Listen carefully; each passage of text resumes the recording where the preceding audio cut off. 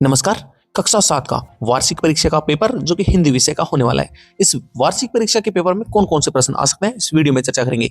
लेकिन नए हैं तो चैनल को सब्सक्राइब करें। साथ ही आपको किसी अन्य विषय का पेपर चाहिए तो कमेंट सेक्शन में लिखे, हम आपको पूरे पेपर का लिंक उत्तर सहित उपलब्ध करवाएंगे। तो पहला प्रश्न, नीलकंठ और राधा की सबसे प्रिय ऋतु कौन सी है? उसका उत्तर है बसंत ऋतु।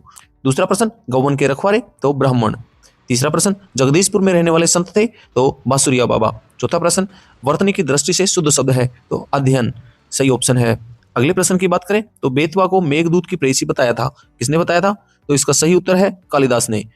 छठे प्रश्न में खालिस्तान की पूर्ति करनी है तो खालिस्तान भरने के बाद में सही उत्तर आएंगे पेट में जैसे चूहे दौड़ रहे हो। दूसरा, सूरज की चिलम खींचता बैठा पहाड़। आठवां, रहीमन मछली नीर को तज ने छोड़ती छाहा। वहीं नौवां, मीरा के प्रभु गिरधर। अगला प्रश्न है 10वां, जिसमें सबसे अधिक प्रेरणा मुझे मां से मिलती है। 11वां प्रश्न है, लेखक ने नदियों का नीला निकेतन किन्हें बताया? तो लेखक ने नदियों का नीला निकेतन हिमालय को बताया है। 12वां प्रश्न, वीर कुंवर सिंह के व्यक्तित्व की कौन सी विशेषताओं ने आपको प्रभावित किया? तो वीर कुंवर सिंह के गुण साहस, देशभक्ति, दृढ़ निश्चय, नेतृत्व क्षमता और त्याग भावना ने हमें प्रभावित किया।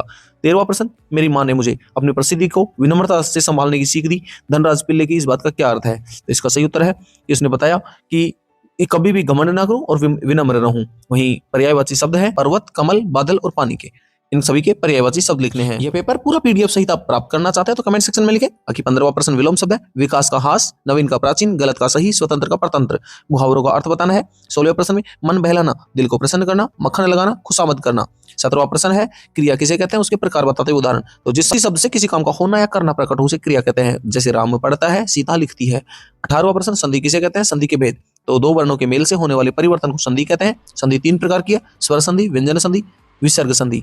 गद्य आधारित प्रश्न है जिसमें आपको गद्यांश पढ़ना है और फिर उसके बाद में प्रश्नों के उत्तर देने हैं, जिसमें आपके पास 5 प्रश्न दिए हैं। 5 प्रश्नों में पहला प्रश्न है, लेखिका ने तूफान मेल किसे कहा और क्यों?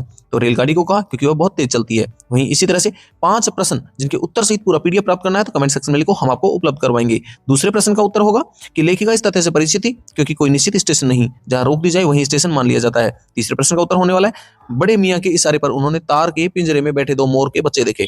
वहीं पिंजरे में दोनों बच्चे तीतरों के समान छोटे छोटे और डरे हुए लग रहे थे। इस गद्यांश का शीर्षक की बात करें तो नीलकंठ पाठ से लिया गया है। प्रश्न संख्या 20 में कविता पढ़नी है और उसके बाद में दोनों में क्या समानता और क्या अंतर था? तो समानता की बात करें, घमंड न करने और विनम्र रहने की सलाह, जबकि अंतर, तिनका कविता प्रकृति के उदाहरण से समझती है जबकि कबीर की सखी सीधे जीवन से अनुभव के उपदेश देती है। वहीं 21वां प्रश्न, परीक्षा काल में ध्वनि प्रदूषण रोकने के लिए नगर निगम अध्यक्ष को प्रार्थना पत्र लिखना है। 22वां प्रश्न, किसी एक विषय पर निबंध लिखना है जिसमें स्वच्छ भारत, सुंदर भारत, मेले का वर्णन, आदर्श विद्यालय या पर्यावरण संरक्षण, इनमें से किसी एक विषय पर निबंध लिखना है। 23वें प्रश्न अनुसार आपके विद्यालय में खेल के मैदान में 2 छात्रों की बातचीत जिसको आप अपने शब्दों में संवाद के रूप में लिखना होगा।